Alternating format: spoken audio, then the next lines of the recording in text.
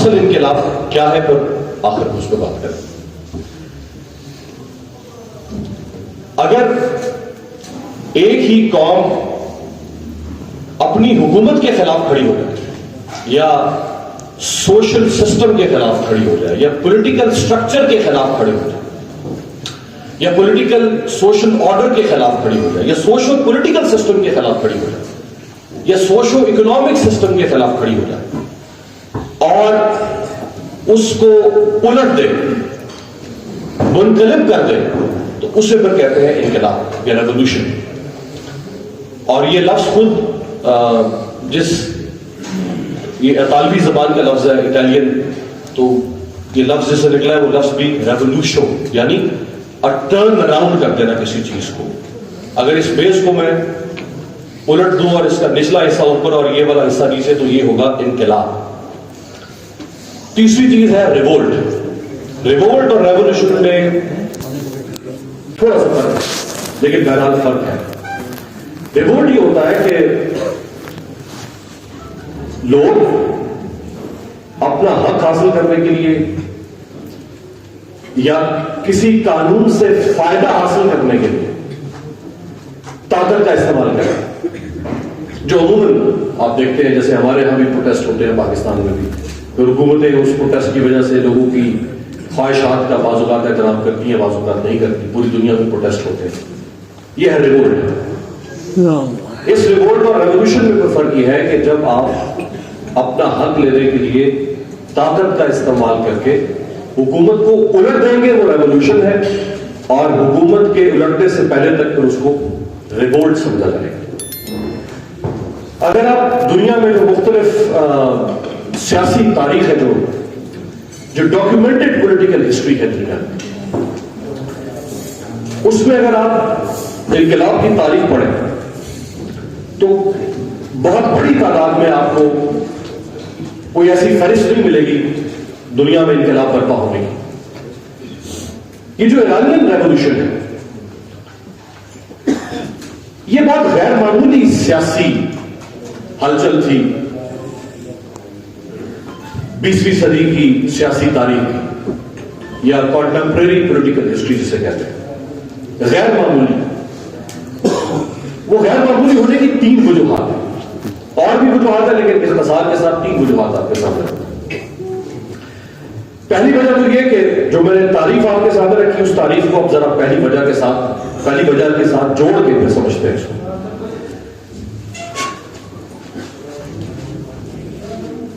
جیسے نکاراگوا میں انقلاب آیا، شاید آپ میں سے بہت سارے لوگوں کو معلوم بھی نہیں ہوگا کہ نکاراگوا میں انقلاب آیا، جسے نکاراگوان ریولوشن کہتے ہیں. فلپین میں انقلاب آیا، نہیں پتا آپ کو جس کو کہ فلپین میں بھی انقلاب آیا ہوا. اسی لیے میں نے کہا کہ یہ غیر معمولی انقلاب. چائنا میں ریولوشن آیا، لیکن وہ دراصل سول وار زیادہ تھی، جس کی تاریخ میں بتا دوں تو ریولوشن کیا ہوتا ہے. 2 بڑے ریولوشن ملتے ہیں ہمیں تاریخ میں، ایک فرینچ ریولوشن ہے، ایک ایرانین ریولوشن.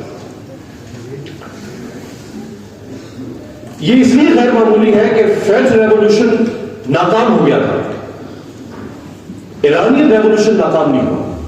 یہ دنیا کا واحد ریولوشن. جتنے ریولوشن آئے، یعنی اگر آپ سول وار کو بھی ریولوشن کی تاریخ میں شامل کر لیں تو بھی کوئی ریولوشن اس طرح کامیاب نہیں ہوا جس طرح ایرانین ریولوشن کامیاب ہوا. مثلاً اگر ہم فرینچ ریولوشن، جو کہ بہرحال جس کے اوپر سینکڑوں کتابیں لکھی جا چکی ہیں،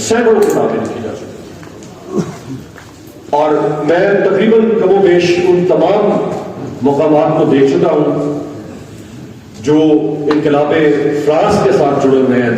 جہاں سے انقلاب فرانس اٹھا، وہ کون سی جیل تھی جس کو توڑ کے قیدی باہر نکلے، وہ کون سا محل تھا جس میں سے آخری بادشاہ تھا جو لوئس 16 اور اس کی ملکہ میری انطوائنٹ، جس کے بارے میں وہ مشہور جملہ ہے کہ جس نے اس محل کی بالکنی میں کھڑے ہو کے کہا تھا کہ لوگوں کے پاس اگر روٹی نہیں ہے تو وہ کیک کیوں نہیں کھاتے. وہ اتنے لاپالک تھے بادشاہ اور ملکہ اپنے عوام سے، تو وہاں سے ان کو گھسیٹ کے لائے اہل فرانس اور دنیا کی معروف شاعرہ، شاید جس سے زیادہ معروف کو شاعرانہ اور شانزلیزے، جس کی ایک نکر پہ انہوں نے وہ مشین نصب کی جہاں اس کے لیے جو اصطلاح ہے اسے کہتے ہیں گلٹنائز، جہاں انہوں نے بادشاہ کی ملکہ، بادشاہ کے بیٹے انہیں گھسیٹ کے لے کر آئے اور وہاں انہوں نے ان کی گردنیں کاٹی۔ بڑا کامیاب انقلاب تھا اپنے حکم، اتنی بڑی بادشاہت تھی فرانس یورپ کی، بہت بڑی طاقت تھی، آج بھی وہ سلامتی کاؤنسل کے مستقل اراکین میں سے ایک ہے، آج وہ ایک ایٹمی طاقت ہے، آج وہ برطانیہ کے نکلنے کے بعد یورپی یونین سے یورپ کی سب سے بڑی طاقت ہے، یا جرمنی ہے یا فرانس ہے۔ لیکن 20 سال کے بعد انقلاب فرانس ناکام ہو گیا، نیپولین کو شکست ہوئی، جن اصولوں کو دبان دینے کے لیے انقلاب فرانس برپا ہوا تھا، انہی اصولوں کے خلاف، جن کے خلاف آئے تھے وہی اصول رائج ہونا شروع ہو گئے۔ 20 سال کے بعد انقلاب فرانس ناکام ہو گیا، مونارکی جو بادشاہ تھی وہ واپس ری اسٹیبلش ہو گئی، جس بادشاہ کا خاتمہ کیا وہ بادشاہ پھر دوبارہ قائم ہو گیا، اس طرح نہیں ہوئی لیکن علامتی طور پر قائم ہو گیا۔ اگرچہ اس انقلاب فرانس نے ہی انقلاب کو جمہوریہ کی طرف لے جانے میں مدد دی، لیکن بہرحال وہ اس طرح کامیاب نہیں ہو سکے۔ یہ ایک بہت بڑی وجہ ہے اس کے غیر معمولی ہونے کی کہ فرانس جیسا انقلاب بھی 43 سال تک اس طرح نہیں چل سکا جس طرح 43 سال کے بعد آج انقلاب ایران موجود ہے۔ تیسری بڑی وجہ یہ ہے کہ دنیا میں دیکھیں جو انقلاب ہے وہ برپا اس لیے ہوتا ہے کہ عوام حکومتوں یا حکمرانوں کے ظلم، جبر یا اپریشن یا سپریشن کے خلاف جب کھڑے ہوتے ہیں، اور وہ جو اس زمانے میں رائج سوشو پولیٹیکل آرڈر ہے یا اسٹرکچر ہے، جب وہ اس سے خائف ہوتے ہیں اور اس کو پلٹ دیتے ہیں تو وہ انقلاب ہوتا ہے۔ دنیا میں بڑے بڑے ظالم ڈکٹیٹر آئے، کیا وجہ ہے کہ ان کے خلاف انقلاب نہیں آیا؟ یہ لمحہ فکری ہے، سوچیے گا، پر اگلے سال کی نشست پہ پھر اس پہ بات بھی کریں گے۔ بھائی رضا شاہ پہلوی ایک ظالم جابر شخص تھا نا، اس کے خلاف انقلاب آیا تو ظالم جابر شخص تو اور بھی بہت گزرے ہیں تاریخ میں، مثلا میسولینی انتہائی ظالم ڈکٹیٹر تھا اٹلی کا۔ کبھی آپ نے سنی یہ اصطلاح اٹالین ریولوشن یا انقلاب اٹلی یا اطالوی انقلاب؟ کبھی نہیں۔ اوگسٹو پینوشے چلی کا بڑا ظالم جابر ڈکٹیٹر تھا، کبھی آپ نے کوئی چلین ریولوشن یا انقلابی چلی کی اصطلاح نہیں سنی ہوگی۔ یہ غیر معمولی ہے، یاد رکھیے گا، اس لفظ پہ آپ نے غور رکھنا۔ افریقہ میں بہت ظالم جابر ڈکٹیٹر رہے، حکمران رہے۔ ثانیہ بادشاہ غنڈہ تھا افریقہ کا، لوٹ کے کھا گیا اپنے ملک نائجیریا کو، کوئی انقلاب نہیں نائجیریا میں۔ موبوتو سیسیکو بڑا ظالم ڈکٹیٹر تھا، کوئی، کبھی آپ نے انقلاب افریقہ کی اصطلاح نہیں سنی ہوگی، افریقن ریولوشن، کوئی اصطلاح نہیں۔ ہن ایک شہنشاہ تھی، ہن ڈائنسٹی کہتے ہیں، اس کا ایک بڑا ظالم بادشاہ تھا، اکیلا یا اکیلا بھی اسے کہتے ہیں۔ اس نے بازنطینی سلطنت کو تباہ کر دیا، اس نے مغربی رومی سلطنت کو تباہ کر دیا۔ آج جو موجودہ ہنگری ہے یہاں اس کی سلطنت قائم تھی، تہس نہس کر دیا، ظالم۔ اس کے بارے میں تو اتنے سخت الفاظ تاریخ میں ملتے ہیں، بعض جو مورخ ہیں اور مصنف جو پولیٹیکل ہسٹری کے اوپر لکھتے ہیں وہ اس کو دنیا کا سب سے ظالم اور شکی القلب انسان کے طور پر لکھتے ہیں۔ کوئی ریولوشن نہیں آیا عتیلہ کے خلاف، یہ پر رضا شاہ پہلوی کے خلاف ریولوشن کیسے آیا؟ کیونکہ یہ غیر معمولی انقلاب تھا۔ 131 سال کی کاچاری ڈائنسٹی، جو پہلوی شہنشاہ سے پہلے 131 سال کی کاچاری شہنشاہ اور 65 سال کی پہلوی شہنشاہ اور 2500 سال کی مجموعی بادشاہ، یہ جو دو ادوار تھے سب سے زیادہ ایران کے اندر ظلم اور جبر کے ادوار سمجھے جاتے ہیں، کاچاری بادشاہت اور پہلوی بادشاہ۔ کئی میں غلط ہوں تو علماء راجہ صاحب تشریف رکھتے ہیں، اس میری اصلاح بھی کر دیں گے۔ ان کے خلاف خمینی صاحب کا انقلاب اور 15 سال ایگزائل کا عرصہ، کیونکہ ان کا کریکٹر تھا جس کریکٹر نے اس ریولوشن کو ایک غیر معمولی ریولوشن بنایا، جو آج تک بہرحال اپنی اساس، اپنے نظریے، وہاں کا جو پولیٹیکل سسٹم ہے، جیسے پہلے علامہ صاحب فرما رہے تھے کہ وہاں کبھی آپ دیکھیں نا کبھی ڈکٹیٹرشپ نہیں آ سکی آج تک۔ دنیا میں کتنی بڑی بڑی ہماری ماشاءاللہ جمہوریت کی حالت دیکھ لیں، کہنے کو ہم اسلامی جمہوریہ پاکستان فلانا ٹمکانا پتہ نہیں کیا کیا، ہم نے اپنے ساتھ ردیف کافی ملایا، 2-4 سال تک یہ ملک چلتا نہیں ہے، پھر کوئی نہ کوئی شرارت، 43 سال سے آج تک وہاں امریت نہیں آ سکی۔ آپ اس کے اوپر لاکھ لیبل لگا دیں کہ یہ ملائیت ہے، یہ فسطائیت ہے، اور یہ ابا کبا والے ہیں، امامے والے ہیں، لیکن کبھی وہاں ڈکٹیٹرشپ نہیں آ سکی۔ کیا ملائیت کا تختہ نہیں الٹا جا سکتا؟ بھائی اگر رضا شاہ پہلوی کا تختہ الٹا جا سکتا ہے، اگر جمہوری حکمرانوں کو الٹا جا سکتا ہے، تو یہ جو وہاں کی جو تھیولوجی ہے یا جو وہاں کی جو نظام ہے اس کا تختہ بھی تو الٹا جا سکتا ہے، کیوں نہیں الٹا جا سکتا؟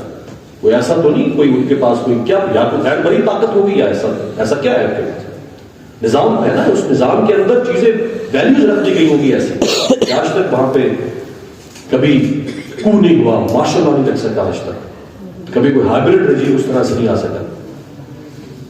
اور جیسے پہلے اعلیٰ صاحب فرما رہے تھے کہ انتخابات آپ دلچسپ دیکھیں کہ 43 سال میں ایک بار بھی الیکشن ملتوی نہیں ہوا، 8 سال ایران عراق جنگ، 8 سال کہنے میں اور سہنے میں بہت فرق ہے، سننے میں اور سہنے میں بہت، جنہوں نے وہ صحیح ہوگی جنگ وہ جانتے ہیں، لیکن انتخابات ملتوی نہیں ہوئے۔ پھر سینکشن زدہ قوم نہ کچھ بیچ سکتی ہے نہ کچھ خرید سکتی ہے، اپنا کچھ جگاڑ لگا کے بیچارے اپنا حساب کتاب چلاتے آ رہے ہیں، ان کے پاس یہ کوئی جواز نہیں ہے انتخابات ملتوی کرنے کا، یا کبھی انہوں نے بازی میں کی ہو کہ بھائی معیشت نہیں ہے، کیا کریں، ملک نہیں چل رہا، پیسے نہیں الیکشن کروانے۔ جو ہیلتھ کیئر سسٹم ہے ایران کا، آپ میں سے اکثریت شاید نہ جانتی ہو، مڈل ایسٹ مشرق وسطیٰ جہاں تیل اور گیس کی دولت سے مالا مال عرب ملک ہے، جو پرائمری ہیلتھ کیئر سسٹم ہے وہ ٹاپ پہ ہے۔ آپ دیکھیں مشرق وسطیٰ میں کون کون ہے، یہ قطر، متحدہ عرب امارات، سعودی عرب، سارے کتنے دولت مند اشرافیہ کے ممالک ہیں، ٹاپ پہ ہے پرائمری ہیلتھ کیئر سسٹم۔ قوم دیکھیں ان کے اوپر کیا کیا پابندیاں، کیا کیا سختیاں ہیں۔ غیر معمولی انقلاب تھا، اس کا غیر معمولی نتیجہ نکلا ہوا۔ لا اینڈ آرڈر کی سچویشن بہرحال آپ کے سامنے ہے، انتہائی پرامن معاشرہ ہے۔ IMF، ورلڈ بینک، یہ ہمارے پاس ابھی 10 دن IMF رہ کے گیا، ہماری گردن پہ ناخن رکھا ہوا ہے، ہماری گردن پہ سانس نہیں لینے دیتا، یہ بھی بڑھاؤ، وہ ہر دور میں ان کا کس کو نہیں، ہر دور میں ایسا کر رہا ہے ہمارے ساتھ، ہماری صاحب بیٹھے ہیں، ان کی حکومت ہے بھلے، لیکن ہر دور میں یہ کرتا ہے، جائے نا IMF رکھے گردن پہ ناخن ذرا نہ، تو بہرحال ایک غیر معمولی انقلاب اور غیر معمولی نتیجہ۔ آخر میں صرف آپ کے سامنے جان سمپسن BBC کا نمائندہ ہے، یہ بعد میں BBC کے ورلڈ افیئرز کا ایڈیٹر بنا تھا، بہت بڑا منصب ہے صحافت کی دنیا میں۔ جب خمینی صاحب 1979 1 فروری کو پیرس سے بوئنگ 777 پہ انہوں نے پیرس سے چارٹرڈ فلائٹ کی پرواز ہوئی، اس میں دنیا کے مختلف صحافی موجود تھے، ان میں سے ایک صحافی تھا جان سمپسن جو BBC کا نمائندہ تھا، کیونکہ وہ دنیا میں بہت بڑی ایک ہلچل ہونے جا رہی تھی کہ امریکہ کا تھڑے دار ایشیا میں رضا شاہ پہلوی 2500 سالہ بادشاہ کا امین، اور ایک شخص ابا کبا میں 15 سال ایگزائل، کوئی فوج نہیں، کوئی طاقت نہیں، کوئی اسلحہ نہیں، اور یہ مولانا صاحب جا کے ٹکر لینا چاہتے ہیں رضا شاہ پہلوی سے، تو یہ دنیا میں بہت بڑا ایونٹ ہونے جا رہا ہے۔ اور بھی بہت سارے صحافی تھے، جان سمپسن کے جو اپنے الفاظ ہیں لفظ بہ لفظ آپ کو بتا رہا ہوں، وہ کہتا ہے کہ جہاز میں خمینی صاحب کھڑکی والی سائڈ پہ اس نشست پہ بیٹھے ہیں، چہرے پہ اطمینان ہے، کوئی خوف نہیں ہے, کوئی حراسیت نہیں ہے, کوئی پریشانی نہیں ہے کہ کیا بنے گا. میں ان کے قریب آیا اور میری پشت پہ میرا کیمرہ مین, جیسے ہمارے کیمرہ مین ہے, وہ کیمرہ لے کے کھڑا ہے. میں نے مجھ سے سوال کیا کہ آپ 15 سال کی جلاوطنی کے بعد اس ملک میں واپس جا رہے ہیں, اپنے ملک میں, کیا تاثر ہے آپ کا؟ وہ لکھتا ہے نو آنسر, کوئی جواب نہیں. پھر وہ کہتا ہے کہ میرے پیچھے امریکہ سے آیا میرے ساتھ ہی کھڑا, اس نے کہا مجھے آپ کہہ رہے تو میں سوال کروں. اس نے آگے اسی سوال کو, سوال بڑا اہم تھا, خمینی صاحب کی اسٹیٹمنٹ نکلواتا نا کہ کیا اسٹیٹمنٹ دیں گے خمینی صاحب, کیا دعویٰ کریں گے. وہ یہی سوال کرتا ہے جو جواب دیا خمینی صاحب نے. اب آپ سوچیں کہ ایک شخص پر کامیاب ہوگا یا نہیں ہوگا, وہ تو لینڈ کرنے کے بعد کی بات تھی نا کہ کیا ہوتا ہے, انجام کیا ہوتا ہے. لیکن آپ اس کیفیت میں ذرا آپ اسی جہاز میں بیٹھے ہوئے ذرا تصور کر لیں کہ ایک شخص 15 سال کی ایگزائل کے بعد اور اتنی بڑی شہنشاہت کے ساتھ ٹکرانے جا رہا ہے. خبر پوری دنیا کی سب سے بڑی خبر ہے اس زمانے کی, یا افغانستان میں سوویت یونین کی خبر اس وقت چل رہی تھی, یا دوسری خبر ایران کی تھی. تو انسان تمکنت, تکبر, غرور, رونق فطری ہے نا, یہ جس کو 7 کارڈنل سنس کہا جاتا ہے. انسان کے اندر فطری 7 گناہ ہیں, ان میں سے ایک گناہ ہے, یا گناہ کہہ لیں یا اس کو انسانی سرشت کہہ سکتے ہیں. اب سب میں معلوم ہے, بشمول پہ دے, اور ایک سیاسی شخصیت ہو اس میں تو بہرحال موجود ہوتی ہے. بڑی تقریر کرتے, کوئی بھاشن دیتے, سارا میڈیا جہاز میں موجود ہے. ایک لفظ بولا ہمارے ساتھ, کہا ہے جسٹ, کوئی وقت نہیں ہے میرے سامنے سے, کوئی حیثیت نہیں ہے میرے سامنے سے. اور شاہپور بختیار, یہ روایتاً یہ باتیں ہم تک پہنچی ہیں, اب ان میں کتنی صداقت ہے. شاہپور بختیار جس کو اقتدار دے کے شاہ بھاگیہ انعام سے وزیر اعظم بنا کے, شاہپور بختیار ہی بناتا رہا جی, اور حکم دے دیا کہ ایرانین ایئر فورس, بلکہ پہلے آرڈر دے دیا کہ دنیا کا کوئی ایئر لائن خمینی صاحب کو جہاز نہیں دے گی. جو جہاز دے گی پھر وہ اپنا جواب, وہ اپنا خود اپنا حساب کرنا. جہاز کو نقصان پہنچا, ہم جواب دیں گے. ایئر فرانس نے جہاز دیا. ایئر فرانس دنیا کی 2-3 بڑی ٹاپ ناچ ایئر لائنس میں سے ایئر فرانس کا جہاز تھا. کوئی غیر فطری یا غیر معمولی شخصیت نہیں تھی نا, غیر معمولی شخصیت تھی, اس کے اندر کوئی معمولی اوصاف نہیں تھے, تو کچھ ایسا ہوا.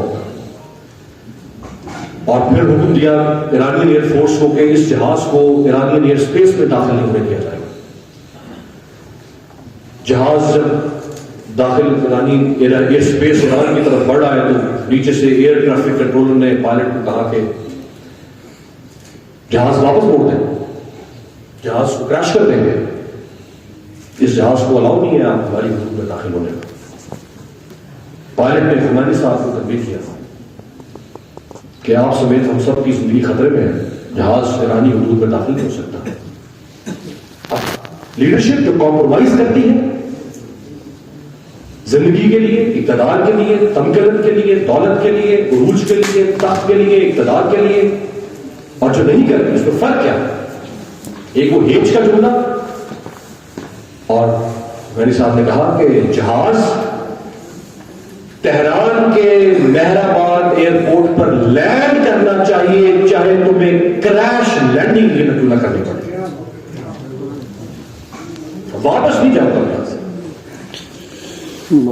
اور پھر کہا جاتا ہے, روایت نے سنا ہے, پڑھا ہے کہ جس ایئر فورس نے گرانا تھا اس جہاز کو, اسی ایئر فورس نے اس جہاز کو اپنے حساب میں لے کے, اور کافی دیر تک جہاز, اب میں جہاز لینڈ کروا رہا ہوں, وقت بھی ختم ہو رہا ہے, تو لینڈنگ کے ساتھ ہی بات بھی ختم ہو جائے گی. جہاز ہوور کر رہا ہے مہرآباد ایئرپورٹ پر, جہاز کو لینڈ نہیں کرنے دیا جا رہا, نیچے مذاکرات چل رہے ہیں. ایک آدمی ہے اوپر, کیا مذاکرات کرے گا, بھائی کہتا آدمی ہے, کوئی فوج تو کوئی کسی JF-17 تھنڈر میں بیٹھ کے یا F-16 میں بیٹھ کے تو نہیں آ رہا, چارٹر پلین میں بیٹھ کے آ رہا ہے.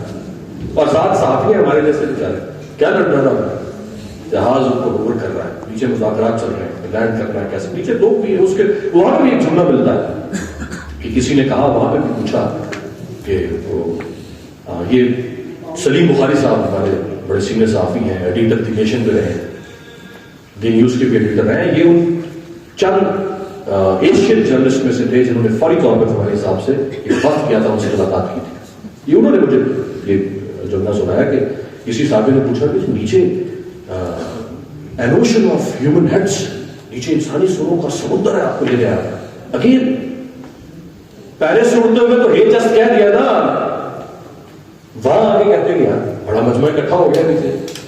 سیاست دانوں کی تو سب سے بڑی طاقت ہوتی ہے نا، جلسہ بڑا ہو جائے تو کامیابی تو یہی سمجھی جاتی ہے نا. تو نیچے آپ کو انسانی سروں کا سمندر لینے آیا ہو تو آدمی میں ویسے ہی ایک دفعہ اکڑ پانی آ جاتی ہے، اگر سنوں گے بھائی کام تو بن گیا، تو ایسے کی پیسے مجمع تو اکٹھا ہو گیا. وہاں پھر وہی جملہ کہہ دیا کہ یہ جس بہرحال لحاظ آ گیا. اور پھر آج کا دن 11 فروری اور 10 فروری جب 10 دن کے اندر اندر انقلاب وہاں پہ قائم ہوا، اور میں جب مجھے شاہ کا محل دیکھنے کا اتفاق ہوا، میرے لیے بڑی تعجب کی بات تھی، بہت تعجب کی بات تھی کہ اب خمینی حکمران ہے اس سے رات کا، ساری سلطنت ان کے ہاتھوں میں ہے، نظام، اقتدار، آئین، قانون، ادارے. وہ چاہتے تو وہاں سے کچھ 7 سیریز BMW میں بیٹھتے اور کہتے کہ بھائی پہلے تو ذرا محل چلتے ہیں نا، 2-4 دن تو وہاں تھکاوٹ دور کرتے ہیں. تو دیکھیں تو صحیح وہ جو محل ایک رات ایک لمحہ بھی روح اللہ خمینی نے اس محل میں نہیں گزارا، بلکہ وہی ان کا جو بھی معمولی ادنا سا گھر تھا اس میں انہوں نے کام کیا.